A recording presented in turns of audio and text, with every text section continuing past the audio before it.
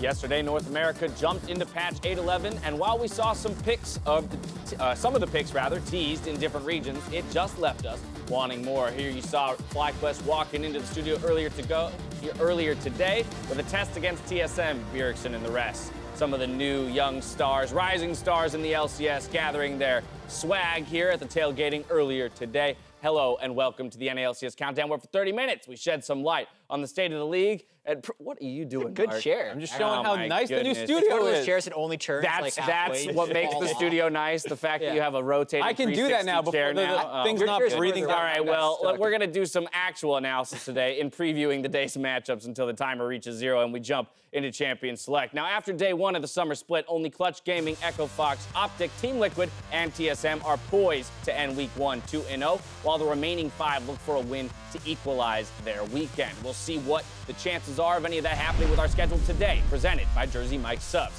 Things kick off with TSM versus FlyQuest, followed by Mickey and the Golden Guardians challenging the reigning champions in Team Liquid, with Cloud9's new squad squaring off against Optic Gaming later in the day. If you're looking for a sub above during our games, visit a Jersey Mike's near you or order online at jerseymikes.com. And be sure to check in later in the split for some ways to earn in-game rewards like Hextech chests, skins, and RP when you order online. Now, turning back, though, to the first game of the day, FlyQuest coach says the new meta means any team could take any game. I think it's coin flip, man. I think any team today is coin flip because it's just like I said, nobody really knows what they think is the best way to play, and I don't think that there is any one best way to play. It's just, you know, is your style going to counter their style for that day? I think we'll start off a little bit slow, just because I think we still need to develop some players. But I think that just because, you know, what I talked about before, where people, they want to work together and solve problems and come to conclusions, I think that we'll be able to develop into a really strong team.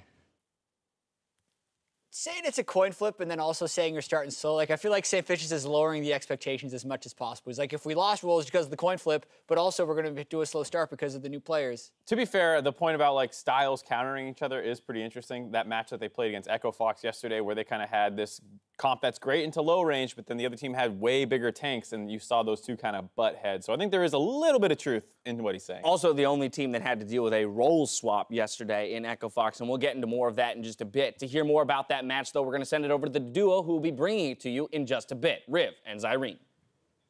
Thank you very much, Dash. And what stood out to me about TSM's win yesterday is that despite all the changes in the offseason, TSM still played the most TSM way possible. Yeah, TSM, they went for a full late game composition, and they made it to the late game. They played kind of the traditional style, none of that double bruiser or the mage bottom lane, went with the range marksman. And their new jungler, Grig, he had a tough debut, but he did have a pretty good recovery in the game. He had a bad level 1 that was kind of upset by CLG, and then the rest of the game, he kind of played defensive. He still has a KDA of 10, and saying that he had a bad debut, I mean, is kind of strange to say, but he does have to show more here today. Absolutely. It's always good to push yourself. And perhaps we'll have a smoother start today again against FlyQuest, who embraced the changes to the league, but didn't have the best first go at it. Yeah, like the desk was saying, Wild Turtle and Quan, they got punished early on in the game by Echo Fox's bottom lane. They did go with something like a Swain for Wild Turtle in the bot lane carry role. And the question is today is maybe they'll have a better chance up against Sven and Mithy,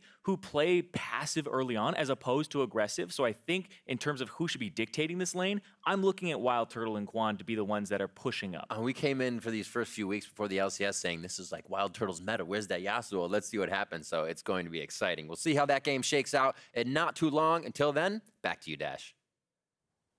What are you guys' thoughts there? The idea that Sven, Mithy, perhaps a little bit more passive, also one of the bot lanes to play a standard bot lane yesterday. How would that interact with, let's say, a crazy pick like Swain from Wild Turtle? I think it'd be pretty fine for them. A lot of the marksman matchups, the ones that are still getting played, have pretty good laning phases. Ezreal is known for basically getting tier and trying to neutralize the laning phase. That's what Sven and Mithy are best at. And if you're playing against the Yasuo who wants to jump on your face and go crazy, and Ezreal having mobility and stuff will do a good job at trying to avoid all that all in. Yeah, and also Sven has been spamming games on all of the other matchups as well and has maintained top 5 in solo queue the whole time. So even though he played Kai'Sa yesterday, he built a death cap. So he's already adapting. I think he's actually going to be fine. All right, well, from the pool of pros who played on stage yesterday, let's talk about some of the guys who stood out on patch 811, starting with the man that declared this to be his meta, Huni. A lot of pros have had really strong opinions on whether they think it's a good meta or a bad meta. What do you think? I mean, it's my meta. And that's pretty much all he has to say, right? Hard We to were argue.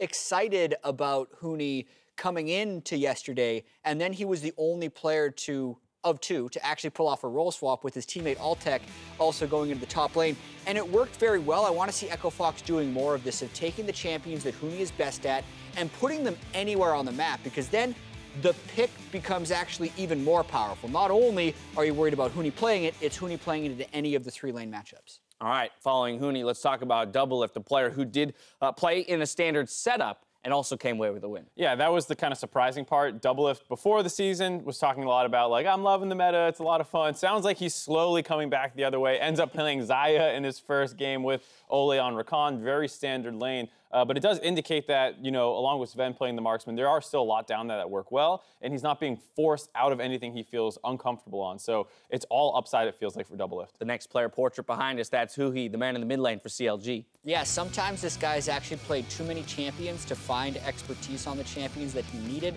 He pulled out Renekton yesterday, even though they lost the game. I thought he had a very strong laning phase. And of the mid laners that may be more comfortable going to a Braum or a Taric, if we see that, or playing the Bruiser matchups, or still pulling out the mages, Huhi seems well-versed in all of them, maybe a little bit more so than some of the other mid laners. Now, outside of the performances that we saw from those players yesterday, I do want to recognize one more player, and that would be Darshan, as today he will play his 400th professional League of Legends game. That does include both regular season and both postseason and international events. But a very stellar career this guy has had, leading the league in terms of number of games played. Yeah, we're still counting his games when people called him Zion Spartan. This dude was in the first NALCS championship against TSM, and as you can see here, edges out Wild Turtle with 6 more games. He's been around for a while. And he's going to have a good meta, I think, for him. He did not have the, you know, flashy champion pick last time around, but he's someone who can play a lot of fighters, and there are plenty up there on the top side. So he should be pretty happy, pretty scrappy guy. Still had that solo kill, so he's feeling good after his performance yesterday. Even in the loss, though, they'd like to pick up that win today. After a total of 5 games of League of Legends, it's only fair I ask you to weigh in on some sweeping generalizations for an installment of Overreactions. First up, Heimerdinger, Fiddlesticks, spot laners going top, triple support, Ghost Dragons, and Yi playing jungle and mid. This is the greatest meta ever. I agree, not an overreaction. Woo! It's amazing, it's super fun. Just a little asterisk there, like ask me again in a month. Okay. Because once the novelty wears off, if it's just like 5-man dog piles and whoever is a little further ahead wins. At 5 minutes. Yeah, that's maybe not gonna be so fun to watch for 9 weeks, and the meta can always change. So as of right now, I am loving it. We'll just have to wait. Very exciting. I'll ask you in 4 weeks, Jad. What are your thoughts? Yeah, I'm going to say no. And it's mainly because of how we have coaches, professional coaches, saying that it's a coin flip. Now, I don't agree that it's a coin flip. I feel like you need to have your strategy and you need to get your players on the right thing and you need to learn how to counterpick. But if they are feeling that way and if games are hinging so early off of certain plays, then I want to have a little bit more, I don't know, thought going into the games. If the coaches are saying that, they should definitely be doing more. But when we have so much volatility like this, in 4 weeks, when we check in, if we're still seeing this stuff, but it's more measured and people actually all say they know what they're doing, then I'll say it's the greatest meta. All right, I feel it. All right, next up, Huni will never play a tank again, or at least this split. Yeah, fair statement once again, I'll say. It's the kind of situation where you can just pick Yasuo, he can play it in any lane, and then you're forcing the other team, if you don't want him to be able to play Yasuo, that you have to pick 3 winning matchups versus Yasuo in every lane. That's pretty tough to do. And then there's the Aurelias, the Vlads, all this other stuff. If he's their best aggressive player, just pick the aggressive champion and put him wherever it fits. There's no reason to put him on tanks right now because, at least unless the meta changes, they're not super common. All right, so fair statement pending meta change that forces him back onto tanks. Another overreaction. All right. He's a counter pick player. He can still carry a game on a tank, and if he sees that opportunity, he's going to do it. If I had to say a tank, it's probably going to be Cho'Gath. It would be the first one that he'd play in the right matchup. He'll just go do that. All right, finally, Team Liquid are on their way to a repeat championship title after their win yesterday. Not an overreaction. They are technically on their way after the win yesterday. So, like, just the most technical, not an overreaction, not a real overreaction. But listen, it's not even semantic in the sense that I think of the performances we saw yesterday against Team Liquid's main competitors. They played the second-place team from last split. They beat them fairly handily. And I wouldn't say anyone else had a super impressive performance convincing after that, so they'd still be the favorites, which I would on their way, say Mark. this Makes is an it up. overreaction. Fair statement. All right, but you're going with an overreaction. Yeah, it's week 1. People don't know. People feel like they're being forced into this stuff. Cody Sun didn't look very comfortable on Vladimir. Died level 1. So yeah, they didn't have a great showing on the side of 100 Thieves, but it seems a little over-eager to say that this is now the favorite for the entire split once again. The rest of the teams They've been still the have a favorites. chance. They won the last split. They did. They did win the last split. They are defending their title this time around. Now, the NALCS Countdown is taking a quick break. When we return, the pros will share their thoughts on the current meta. There's some segment with numbers or something. And we have a special Father's Day edition of predictions. All that is coming up when we return.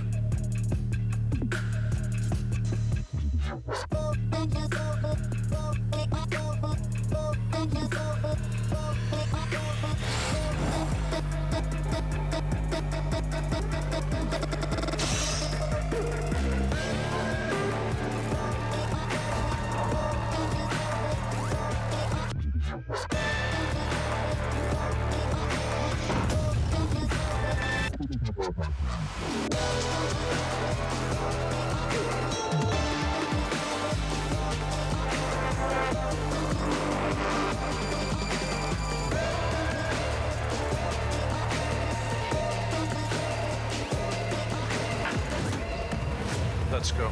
Let's go. Let's go. Let's go. Let's go.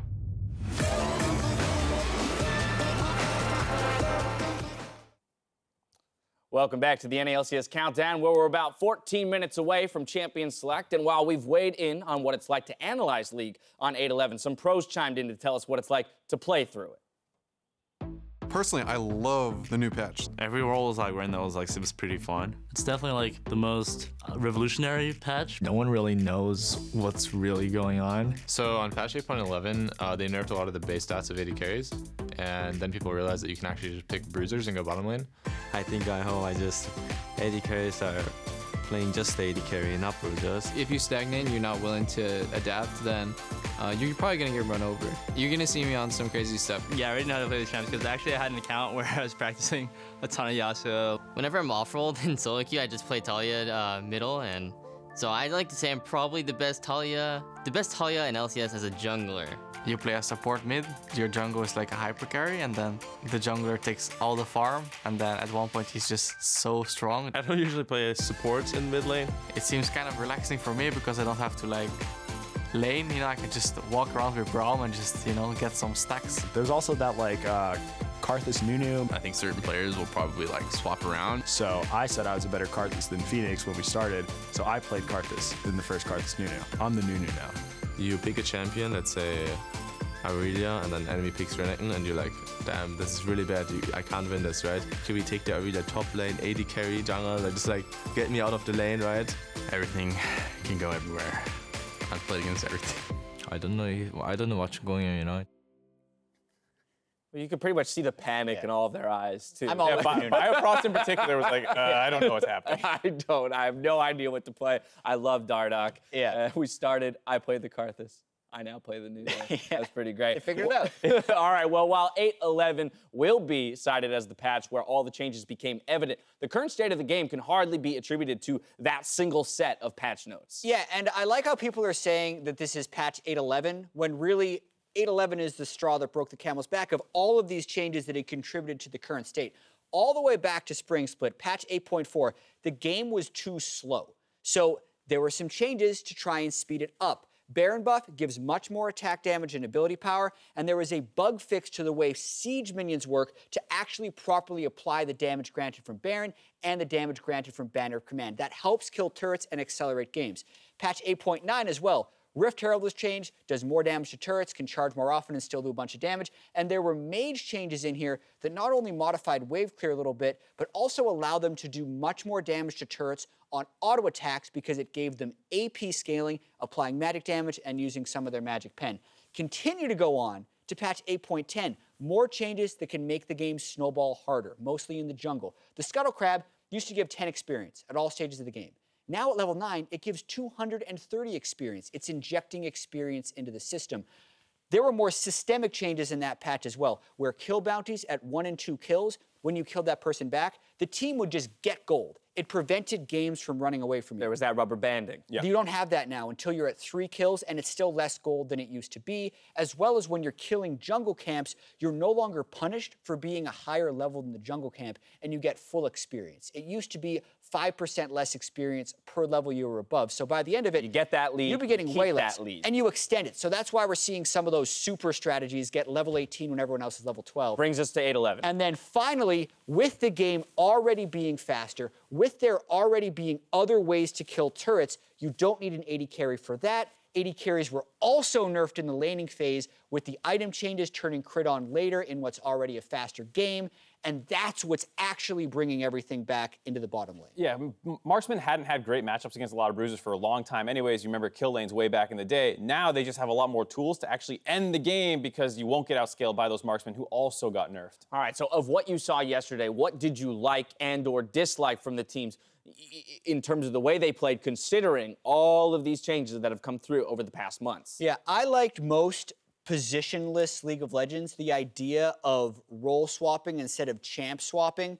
And then I also did like when you're still playing what you're good at, like Double If Saya, I thought was one of the best champs of the day because he knew what to do with it and what his role was going to be and how modified it was. For me, it would be just the draft flexibility, not just in terms of players picking champs that they're not used to playing, but of those champs, they can go anywhere. So the CLG game where they had the Braum that could have gone mid lane, ended up going bottom. Just the fact that even with the same 5 champions, you can end up with different drafts is very cool to me. Dislikes?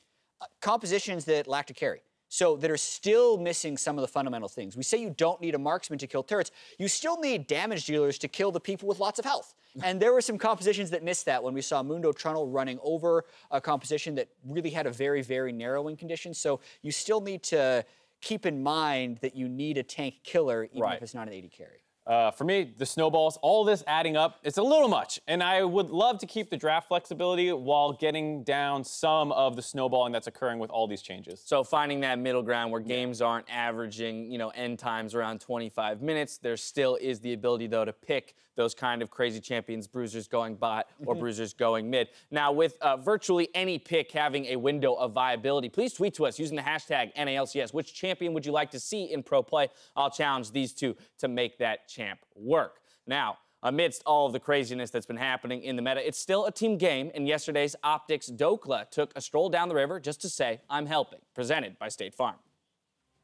But it looks like no flash on Dokla, who wants to set this play up here against Mickey, does manage to find the knockup. There's your follow-up, there's your ignite, your ulti comes through, and Power of Evil shows him the power of Victor. I have Prio top, I can rotate. Yeah, do it now, do it now. There's a pink here too. I'm moving now, okay? Okay. I'm looking. I'm moving. Run to tipping bot. That's it, I can't help. I think you kill him off that. I got him. Nice. Yep. Nice. Nice, good shit. Good shit, brother. Brother. I just love that. But yeah, it was really cool to hear Dokla talking, way before that play. What should I do with this extra bit of free time that I bought myself by getting priority in the lane? Good to see a young player thinking ahead. Absolutely, the kind of communication that can really benefit your team, especially when you're looking at a lot of things like we're looking at a lot of lanes in isolation right now because of the possibility of 2v2 kills and 1v1 kills within this meta. It's like, don't forget that you can still roam. You can still put your other laners ahead by helping them out. Now, before I hand off the reins, it's no secret that Jat Stats tested my mental fortitude. Damn it! Damn it! What? I swear to God! But it's a new split, and I'm coming into this with a whole new positive mentality, can-do attitude. You're getting a look at the glass half full, can get them all right dash. So let's get things going with the summer's first edition of Jat Stats. To the telly. Ooh, this is funky. Aren't you gonna dance, Mark? Yeah. No, come on, Mark. I'm very aware of my deficiencies in life, and dancing is one of them. I love it. Here we go. Hey, we're in there. Yeah, we made it. We made it. Yeah. We made it. All right. Fun. All right, well, Jad, take it away. Let's go. We got some stats today. So you're talking about consecutive games played in the LCS, right? Yep. Who is 11th in consecutive games? And I have a really good hint for you. It's not anyone who's on this graphic in the top 10. We have this graphic, I swear to God, please. There it is. So it's none of these 10 players. Who is 11th in consecutive games played? consecutive games played, and it doesn't. Oh, have, it's consecutive. It's not current. Either. It's not current. It can be all time. It doesn't have to be an active streak because we know Sneaky has the most. That's no longer an active streak. It was broken yesterday. Right. Is it Turtle? He's played a ton of games. Turtle's a good call. I'm gonna go Turtle. Apollo's already up there. I was gonna say that would be my guess. I'm gonna go with. I'm gonna go with. Can-do attitude. Who's it gonna be? Can-do. Yeah, right. The can-do attitude. Let's go with. God, I really wanted to go with.